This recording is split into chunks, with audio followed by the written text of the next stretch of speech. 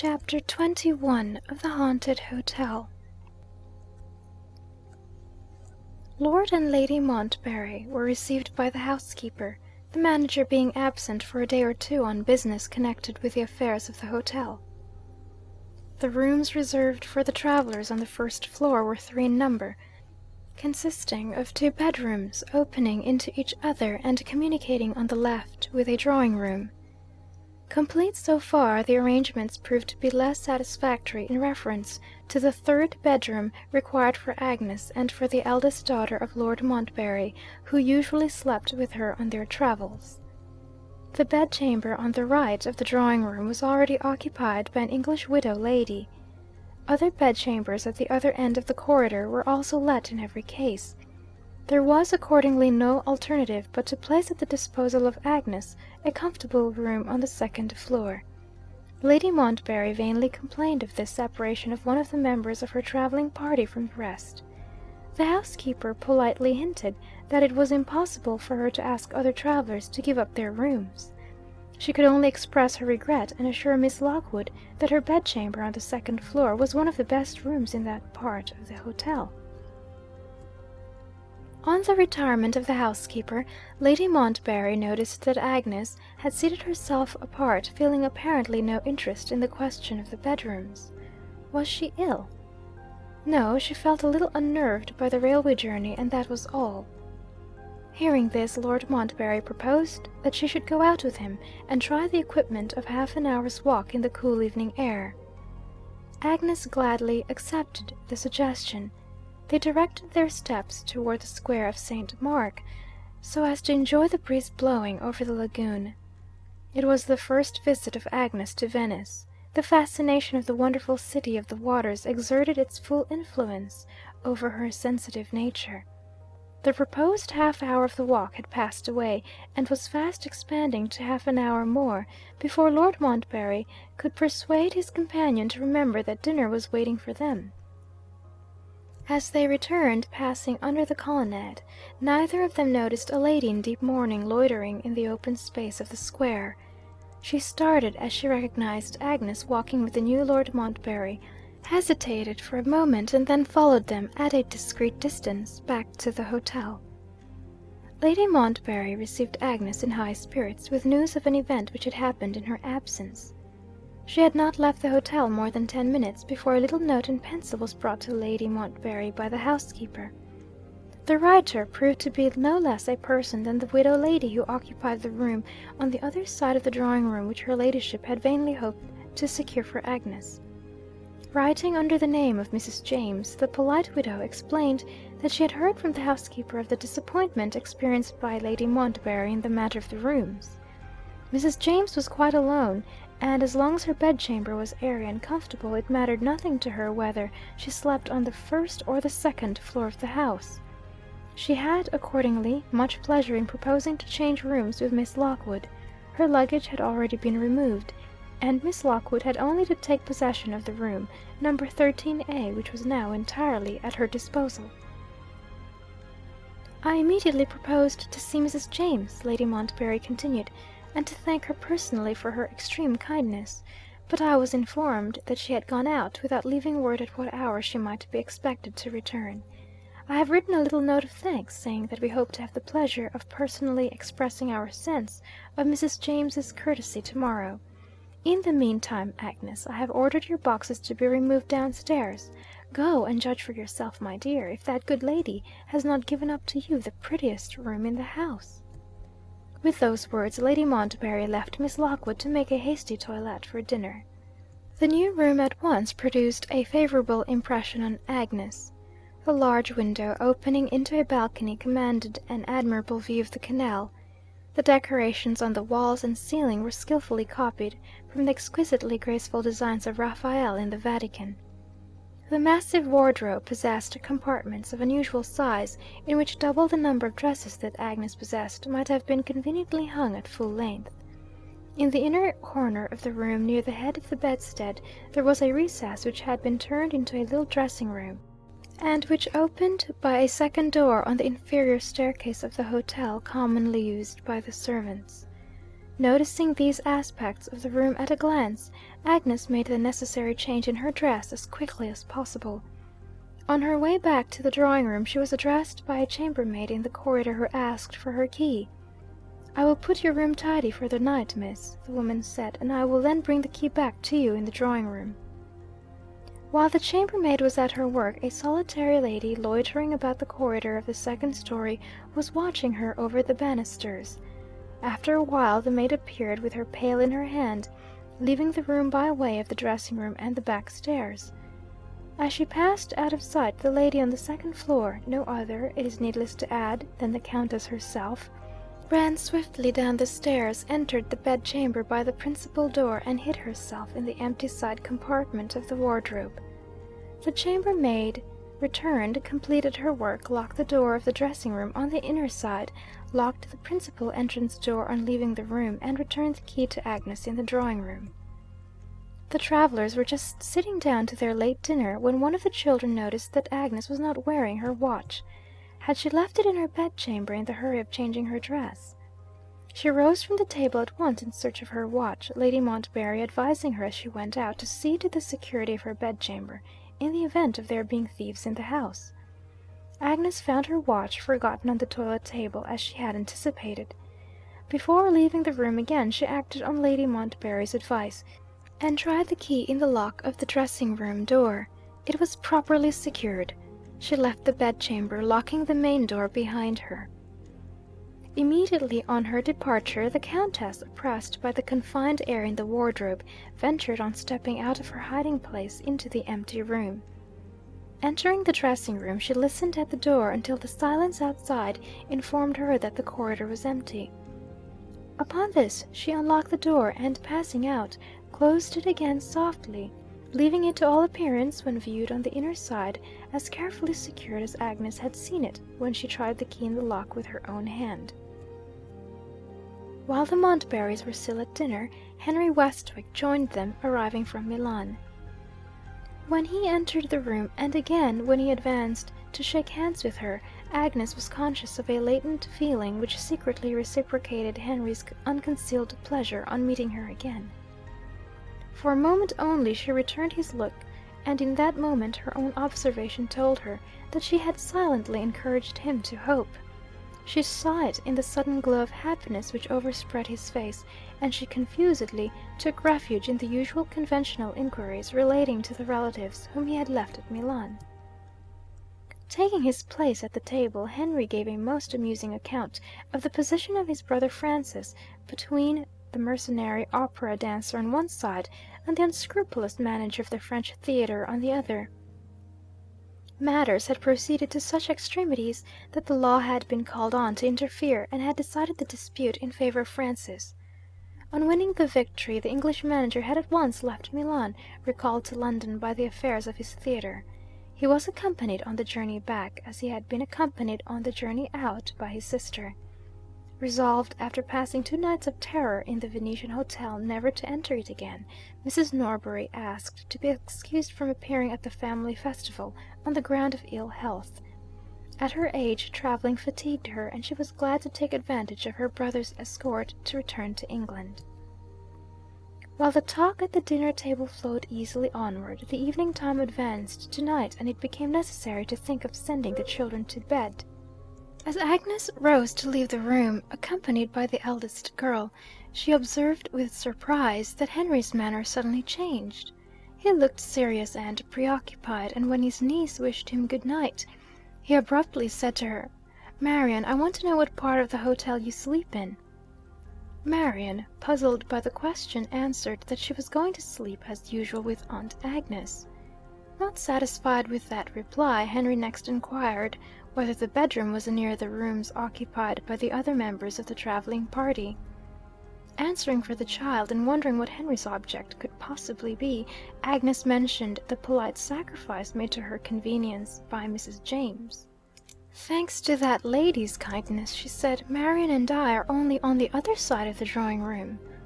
Henry made no remark. He looked incomprehensibly discontented as he opened the door for Agnes and her companion to pass out.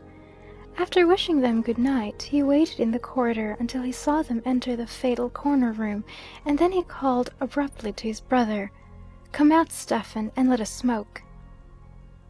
As soon as the two brothers were at liberty to speak together privately, Henry explained the motive which had led to his strange inquiries about the bedrooms. Francis had informed him of the meeting with the Countess at Venice, and of all that had followed it, and Henry now carefully repeated the narrative to his brother in all its details. "I am not satisfied," he added, "about that woman's purpose in giving up her room. Without alarming the ladies by telling them what I have just told you, can you not warn Agnes to be careful in securing her door?" Lord Montbarry replied that the warning had been already given by his wife, and that Agnes might be trusted to take good care of herself and her little bedfellow. For the rest, he looked upon the story of the Countess and her superstitions as a piece of theatrical exaggeration, amusing enough in itself, but unworthy of a moment's serious attention. While the gentlemen were absent from the hotel, the room which had been already associated with so many startling circumstances became the scene of another strange event in which Lady Montbarry's eldest child was concerned. Little Marian had been got ready for bed as usual, and had, so far, taken hardly any notice of the new room. As she knelt down to say her prayers, she happened to look up at that part of the ceiling above her which was just over the head of the bed. The next instant she alarmed Agnes by starting to her feet with a cry of terror, and pointing to a small brown spot on one of the white-panelled spaces of the carved ceiling. "It's a spot of blood!" the child exclaimed. "Take me away! I won't sleep here!" Seeing plainly that it would be useless to reason with her while she was in the room, Agnes hurriedly wrapped Marian in a dressing gown, and carried her back to her mother in the drawing-room. Here the ladies did their best to soothe and reassure the trembling girl. The effort proved to be useless. The impression that had been produced on the young and sensitive mind was not to be removed by persuasion. Marian could give no explanation of the panic of terror that had seized her. She was quite unable to say why the spot on the ceiling looked like the color of a spot of blood. She only knew that she would die of terror if she saw it again. Under these circumstances, but one alternative was left. It was arranged that the child should pass the night in the room occupied by her two younger sisters and the nurse. In half an hour or more, Marian was peacefully asleep with her arm round her sister's neck. Lady Montbarry went back with Agnes to her room to see the spot on the ceiling which had so strangely frightened the child.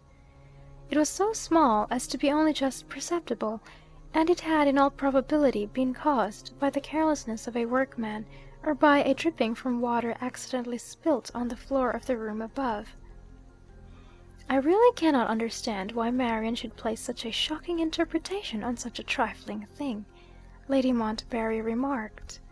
"I suspect the nurse is in some way answerable for what has happened," Agnes suggested. "She may quite possibly have been telling Marian some tragic nursery story which has left its mischievous impression behind it. Persons in her position are sadly ignorant of the danger of exciting a child's imagination. You had better caution the nurse tomorrow." Lady Montbarry looked round the room with admiration. "Is it not prettily decorated?" she said. "I suppose, Agnes, you don't mind sleeping here by yourself?" Agnes laughed. "I feel so tired," she replied, "that I was thinking of bidding you good night instead of going back to the drawing-room." Lady Montbarry turned towards the door. "I see your jewel case on the table," she resumed. "Don't forget to lock the other door there in the dressing-room." "I've already seen to it, and tried the key myself," said Agnes. "Can I be of any use to you before I go to bed?" "No, my dear, thank you. I feel sleepy enough to follow your example. Good night, Agnes, and pleasant dreams on your first night in Venice." Chapter 22 of the Haunted Hotel. Having closed and secured the door on Lady Montbarry's departure, Agnes put on her dressing gown, and, turning to her open boxes, began the business of unpacking. In the hurry of making her toilet for dinner, she had taken the first dress that lay uppermost in the trunk, and had thrown her travelling costume on the bed. She now opened the doors of the wardrobe for the first time, and began to hang her dresses on the hooks in the large compartment on one side. After a few minutes only of this occupation, she grew weary of it, and decided on leaving the trunks as they were until the next morning. The oppressive south wind, which had blown throughout the day, still prevailed at night. The atmosphere of the room felt close. Agnes threw a shawl over her head and shoulders, and, opening the window, stepped into the balcony to look at the view. The night was heavy and overcast. Nothing could be distinctly seen. The canal beneath the window looked like a black gulf. The opposite houses were barely visible as a row of shadows, dimly relieved against the starless and moonless sky. At long intervals, the warning cry of a belated gondolier was just audible as he turned the corner of a distant canal and called to invisible boats which might be approaching him in the darkness. Now and then the nearer dip of an oar in the water told of the viewless passage of other gondolas bringing guests back to the hotel. Excepting these rare sounds, the mysterious night silence of Venice was literally the silence of the grave. Leaning on the parapet of the balcony, Agnes looked vacantly into the black void beneath. Her thoughts reverted to the miserable man who had broken his pledged faith to her, and who had died in that house. Some change seemed to have come over her since her arrival in Venice. Some new influence appeared to be at work. For the first time in her experience of herself, compassion and regret were not the only emotions aroused in her by the remembrance of the dead Montbarry. A keen sense of the wrong that she had suffered, never yet felt by that gentle and forgiving nature, was felt by now. She found herself thinking of the bygone days, of her humiliation almost as harshly as Henry Westwick had thought of them, she who had rebuked him the last time he had spoken slightingly of his brother in her presence. A sudden fear and doubt of herself startled her physically as well as morally. She turned from the shadowy abyss of the dark water as if the mystery and the gloom of it had been answerable for the emotions which had taken her by surprise. Abruptly closing the window, she threw aside her shawl and lit the candles on the mantelpiece, impelled by a sudden craving for light in the solitude of her room. The cheering brightness around her, contrasting with the black gloom outside, restored her spirits. She felt herself enjoying the light like a child. Would it be well, she asked herself, to get ready for bed? No. The sense of drowsy fatigue that she had felt half an hour since was gone. She returned to the dull employment of unpacking her boxes. After a few minutes only, the occupation became irksome to her once more. She sat down by the table and took up a guide-book. Suppose I inform myself, she thought, on the subject of Venice. Her attention wandered from the book before she had turned the first page of it. The image of Henry Westwick was the presiding image in her memory now. Recalling the minutest incidents and details of the evening, she could think of nothing which presented him under other than a favourable and interesting aspect. She smiled to herself softly.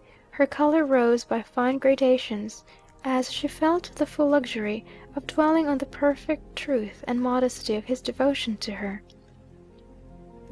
Was the depression of spirits from which she had suffered so persistently on her travels attributable, by any chance, to their long separation from each other, embittered perhaps by her own vain regret when she remembered her harsh reception of him in Paris? Suddenly conscious of this bold question, and of the self-abandonment which it implied, she returned mechanically to her book, distrusting the unrestrained liberty of her own thoughts. What lurking temptations to forbidden tenderness find their hiding places in a woman's dressing gown when she is alone in her room at night? With her heart in the tomb of the dead Montbarry, could Agnes even think of another man, and think of love? How shameful, how unworthy of her! For the second time she tried to interest herself in the guide-book, and once more she tried in vain.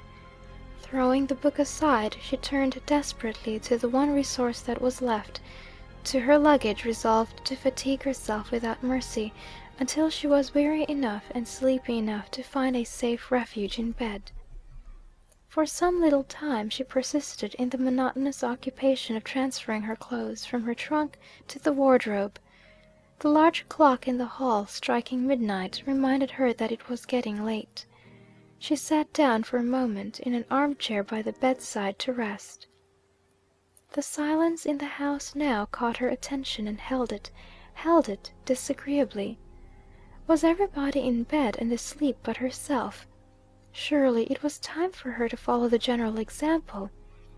With a certain irritable, nervous haste, she rose again and undressed herself. "I have lost 2 hours of rest," she thought, frowning at the reflection of herself in the glass, as she arranged her hair for the night. "I shall be good for nothing tomorrow." She lit the night light and extinguished the candles, with one exception, which she removed to a little table placed on the side of the bed opposite to the side occupied by the armchair. Having put her travelling box of matches and the guide-book near the candle, in case she might be sleepless and might want to read, she blew out the light and laid her head on the pillow. The curtains of the bed were looped back to let the air pass freely over her. Lying on her left side, with her face turned away from the table, she could see the armchair by the dim night light. It had a chintz covering, representing large bunches of roses scattered over a pale green ground. She tried to weary herself into drowsiness by counting over and over again the bunches of roses that were visible from her point of view. Twice her attention was distracted from the counting by sounds outside, by the clock chiming the half-hour past 12, and then again by the fall of a pair of boots on the upper floor, thrown out to be cleaned, with that barbarous disregard of the comfort of others which is observable in humanity when it inhabits an hotel. In the silence that followed these passing disturbances, Agnes went on counting the roses on the armchair more and more slowly. Before long she confused herself in the figures, tried to begin counting again, thought she would wait a little first, felt her eyelids drooping and her head reclining lower and lower on the pillow, sighed faintly, and sank into sleep. How long that first sleep lasted she never knew. She could only remember in the after-time that she woke instantly. Every faculty and perception in her passed the boundary line between insensibility and consciousness, so to speak, at a leap. Without knowing why, she sat up suddenly in the bed, listening for she knew not what. Her head was in a whirl, her heart beat furiously without any assignable cause. But one trivial event had happened during the interval while she had been asleep. The night light had gone out, and the room, as a matter of course, was in total darkness. She felt for the match-box and paused after finding it. A vague sense of confusion was still in her mind. She was in no hurry to light the match. The pause in the darkness was, for the moment, agreeable to her. In the quieter flow of her thoughts during this interval she could ask herself the natural question: what cause had awakened her so suddenly and had so strangely shaken her nerves? Had it been the influence of a dream?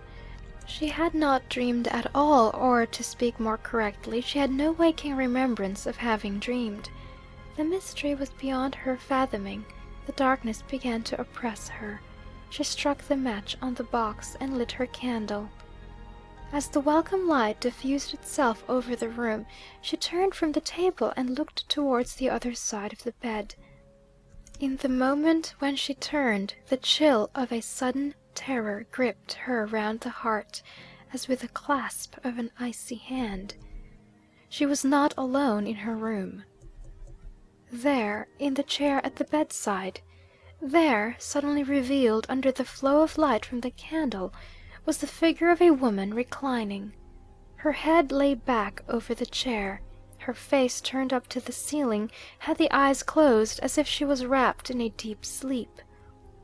The shock of the discovery held Agnes speechless and helpless. Her first conscious action, when she was in some degree mistress of herself again, was to lean over the bed and to look closer at the woman who had so incomprehensibly stolen into her room in the dead of the night. One glance was enough.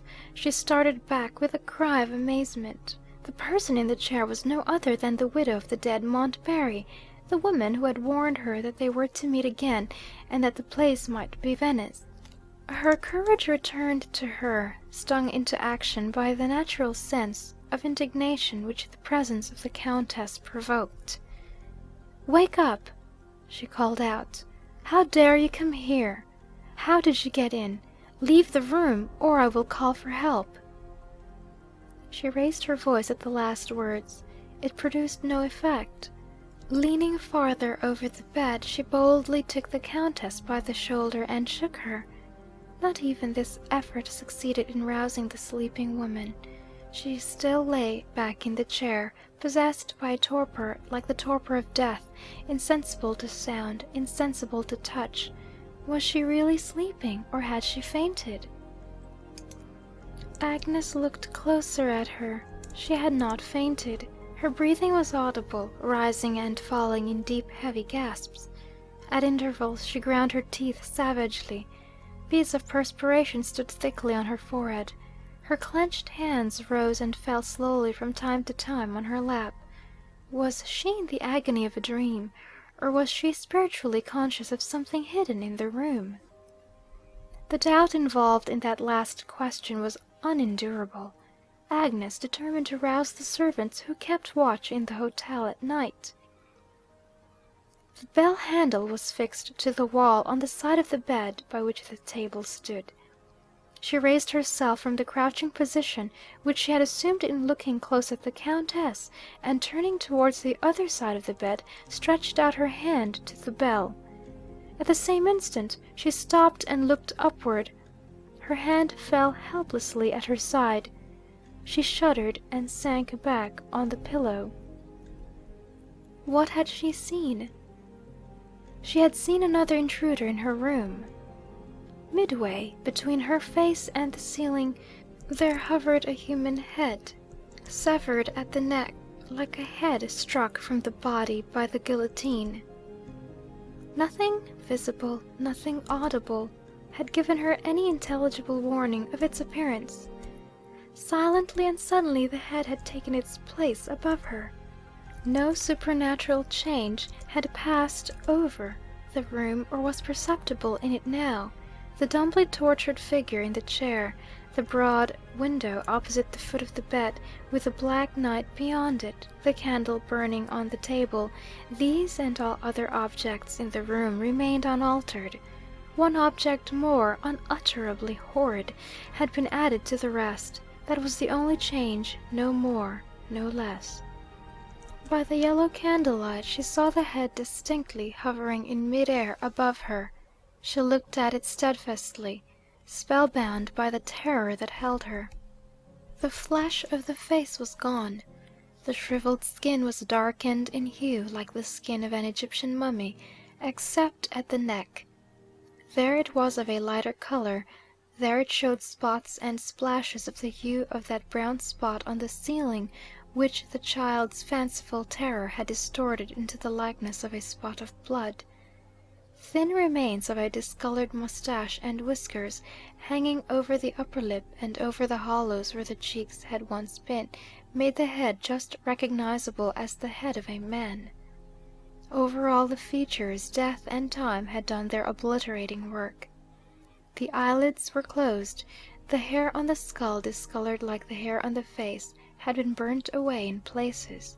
The bluish lips, parted in a fixed grin, showed the double row of teeth. By slow degrees the hovering head, perfectly still when she first saw it, began to descend towards Agnes as she lay beneath.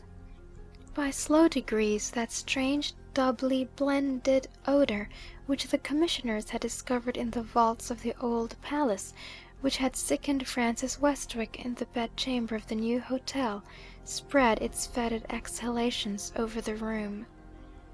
Downward and downward the hideous apparition made its slow progress, until it stopped close over Agnes, stopped and turned slowly, so that the face of it confronted the upturned face of the woman in the chair. There was a pause, then a supernatural movement disturbed the rigid repose of the dead face. The closed eyelids opened slowly, the eyes revealed themselves bright with the glassy film of death, and fixed their dreadful look on the woman in the chair.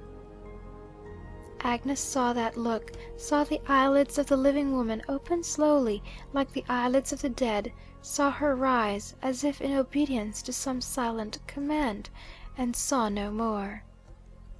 Her next conscious impression was of the sunlight pouring in at the window, of the friendly presence of Lady Montbarry at the bedside, and of the children's wondering faces peeping in at the door. Chapter 22.